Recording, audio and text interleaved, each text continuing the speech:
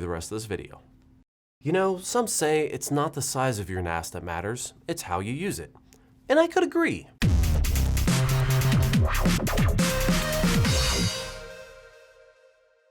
What's up YouTube, Jason here with Byte My Bits. Now I've made a lot of videos focusing on some fairly high-end Plex dedicated hardware. Anything from the Loki build to Angry Inch to even more expensive Synology NASs. I've covered a lot of things that cost way more money, but they pack one heck of a punch for that money. But in today's video, I want to talk about something that's a little bit more entry level. Now a lot of people might think to themselves, why would I want to get something entry level? Realistically, it comes down to one thing. What are you actually going to use your NAS for? How many people are going to be streaming off of your Plex media server, and what kind of streams are they going to do? So bring in an entry-level Synology DS220 Plus. At the time of shooting this video, it comes equipped with the DSM 6.2.3 operating system. Inside it's packed with an Intel Celeron J4025, that's a dual-core 2 GHz, which ramps up to 2.9 GHz, and 2 gigs of RAM. Side note, you can expand this thing up to 6 gigs of RAM. On the front of the device, you get one USB port and another USB port on the rear, which sits right below two 1 gigabit NICs.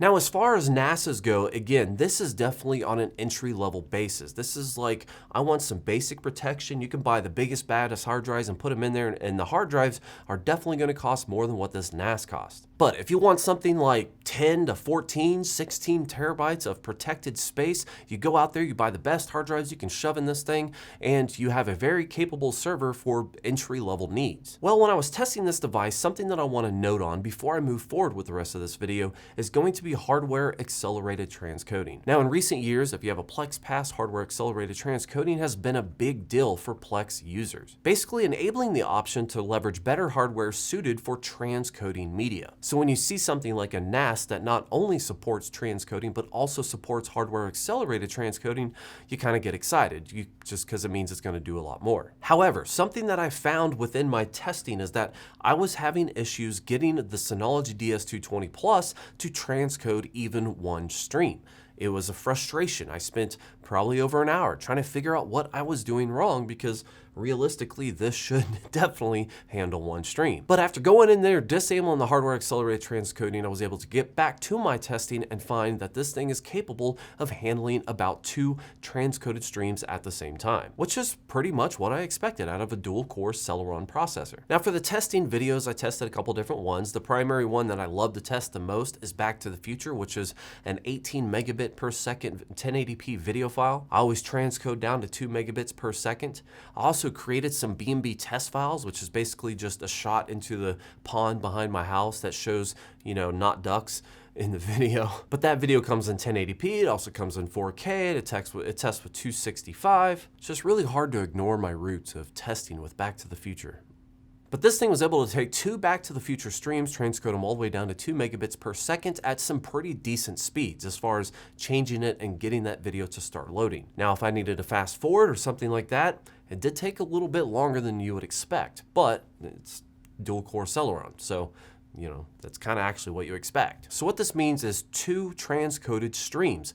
And realistically, 2 transcoded streams are only going to be for probably people outside of your home. Because if you're playing any Plex videos within your home, you should be direct streaming it. I would hope that you have the network capable of handling a direct stream. So to add on top of the 2 transcoded streams that I was able to get, I also added 4 direct streams, and I didn't have any issues. I tried to add a 5th direct stream, but I played it for about 10 minutes and twice it buffered on one of the streams. It was one of the transcoded streams. So I think the added load of those additional direct streams did throw off the transcoded streams. Meaning that if you wanted this and you wanted to share with 2 different people that are outside your home and still use this within a couple few TVs inside of your own home, then this could be a perfect match. No, it's not going to be the fastest server, and you're not going to click it and it's going to play instantly, and you won't be able to fast forward like lightning fast, but it will still work, it's still reliable, and once you disable hardware accelerated transcoding, it looks great. And for the fun of it, I even tried to transcode a couple 4K movie files, including my testing file that I have,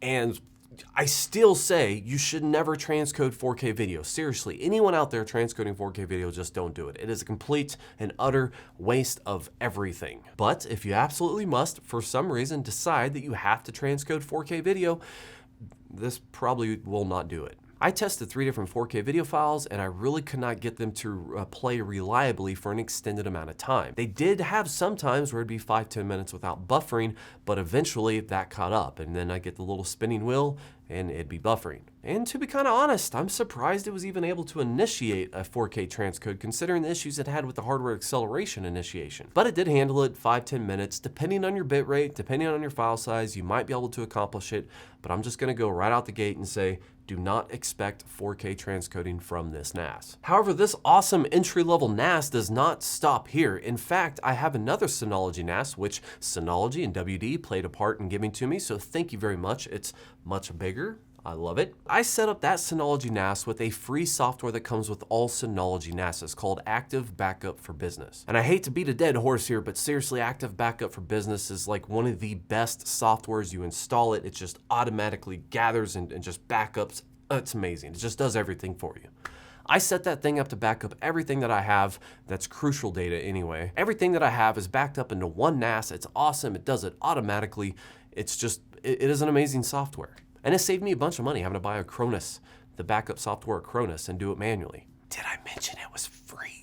But on top of that, Synology offers something called Hyper Backup, which allows you to pretty much back up everything you're doing on your main NAS, but also duplicate that data to an external NAS. So with that curiosity in mind, knowing that I have a NAS here and I do like backing up my data, that I technically only have 2 copies of most of my data, which is not really the best case scenario, especially because they're all in one spot. And I haven't really set up much of, cloud backup. I hate that word sometimes. So exploring the option of having another NAS at a different location that I could send maybe not all of my data, especially because the locations that I could put a second NAS won't necessarily have the bandwidth capable of handling that kind of data. But if I were to set up a second Synology NAS, I'd, out of curiosity, set up the backup that moves on a schedule all the data that I backed up from the NAS device that I have in my main server room over to this. Now, of course, I only set it up with just a basic test setup transfer just to kind of give you some footage of it, but it is super simple. You install the Hyper Backup software on the NAS you want to use to send the data, and then you install the Hyper Backup Vault software on the NAS that you want to use to receive the data. And if you want to swing both ways, hey, that's completely up to you. No judgment on my end. You can do that as well. So you can set this thing up to have an active backup of your main computer, your laptops, whatever you want, which is great. But my thing is, since this is like an entry level and it's kind of got just kind of basic hardware specs, what can you do if you want to run a Plex server that won't interfere with that Plex server? Well, in the past with the Synology NAS, alongside the Active Backup and the Plex, I've also ran something called Surveillance Station. Synology allows you to add up to 2 free cameras. Additional ones do cost money, but you get up to 2 free cameras to record all the time to the Synology NAS. So out of just a pure spout of curiosity, I added one of the cameras, like my backyard camera, just showing my back porch. I added one of those cameras, I ran an Active Backup, and then I ran the Plex transcoding test, and I didn't have any issues. It was a little slower, but I was still able to get 2 transcoded files at the same time, which means that the Active Backup and the Surveillance Station takes so little power, or it's just managed so well that it does not directly affect the Plex transcoding, which is cool. I like that. That was a big test for me. If I'm gonna get something like this to start my home media server on a budget and be able to just have this super low powered, which by the way, I plugged this thing into like my little camping battery that I bought, it idles less than like 10 watts if I remember right, and it spikes up to like 28 to 30 watts when it's doing like, stuff. So to break down a couple pros and cons with this NAS before I wrap up this video. The first thing is DSM, or Disk Station Manager. This is the operating system that Synology offers. Now I consider the entire operating system as a pro. Just like most NAS built-in systems, they're super easy to use. They have a lot of features. You can add packages to them. I mean, it's just nice to have something that's so user-friendly that most people can figure out without much research. So with any Synology NAS, I feel like the DSM is an automatic Connect Pro. Another pro is going to be those free included add-ons that I was talking about, those packages like Active Backup for Business, which allows you to back up multiple PCs, locations, file servers, whatever you want to do at a zero cost. I mean, it already comes with the NAS itself, so that's awesome. The surveillance station, however, it's a pro, but in my mind, it's also kind of a con because yes, you do get 2 cameras that's included with the software, but the last time I really dove deep into the surveillance station, if I remember right, it's like $60 per camera to add on additional to those 2 free that you get, which when you look at something like Blue Iris, it's like $60 for, I don't know, unlimited cameras.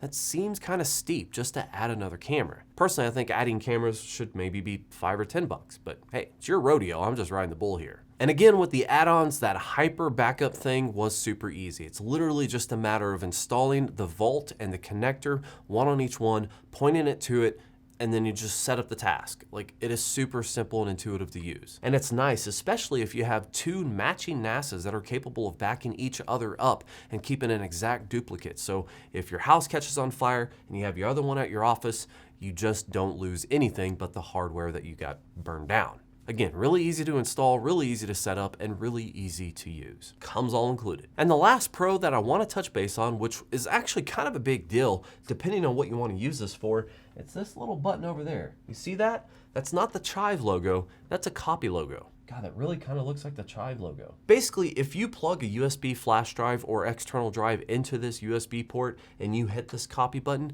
it will automatically back that data up to your NAS, which is not a completely brand new feature, but it's still awesome to have, especially with people like me. I randomly do wedding videography, and the first thing that I do when I come home, like literally, I get everything, I put everything down, and I just take the memory cards and I back them up, because there's no way to go back and get that footage again. It is critical data that I absolutely must have. I put it on my main computer, which then automatically syncs to Loki, my main Unraid server, which now actually gets backed up through my Synology NAS. So I have 3 copies, but they're all in the same place. So if my house burns down, I'm SOL. Either way, I want multiple copies and multiple ways to retrieve this just in case I suffer any kind of a hard drive failure. Not that it ever happened, because I got WD.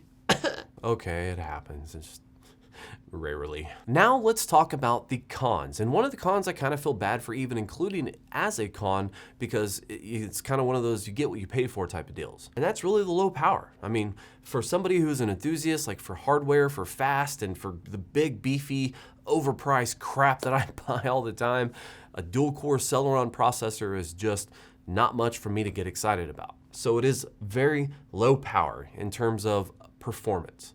Well, it's also low power in terms of power draw, but again, it's just one of those things, you know what you're signing up for, you get what you pay for, and it is what it is. So it's hard to really even consider that a con, because you're buying what you actually think you need or you can afford, and that is what you get. And along with that, like low power, you only get 2 slots, you know? You could buy bigger, you can get 4 slots or 6 or whatever they offer. So this is what you get when you buy something this small. But the real cons is I would have loved to seen some sort of an option, probably somewhere on the bottom, to add an NVMe SSD. I know adding that option for a cache drive for an NVMe SSD would up the cost of the overall device. I totally get that. But that would be nice to have a caching SSD on the bottom. The problem, however, with adding an NVMe SSD, which would kind of lead into my next con, is going to be the 2 1 gigabit NICs on the back. If you were to add an NVMe cache, you really would need to upgrade your NICs on the back. If you guys don't know already, the Synology NAS that I use for all my major backups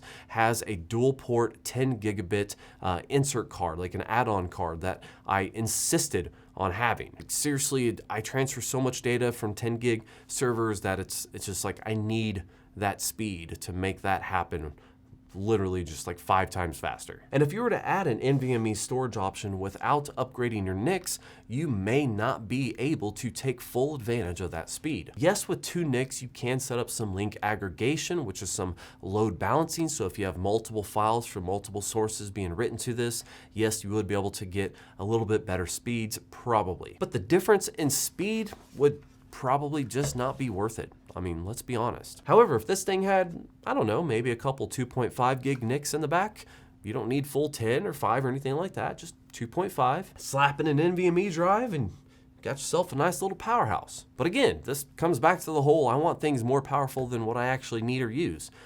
but I still get them anyway. So this is meant to be what it is. Without a cache, it doesn't matter because it's limited by network speed anyway. But this is why Synology sells multiple level of NAS devices. That way you can buy these upgrades in bigger models. You want to spend more money, you want to get more features, then you got to pay for it. So it's not really a con. It's just like, hey, give me more free stuff for the same price point, please. Well guys, that's it for today. If you have any questions, comments, or concerns, make sure to post them down in the comments down below. A huge shout out to Synology and Western Digital for providing the hardware for this review, guys. Thank you very much for working with my channel. I definitely appreciate you. But as always, guys, like and subscribe below. Thank you for watching and have yourself a great day.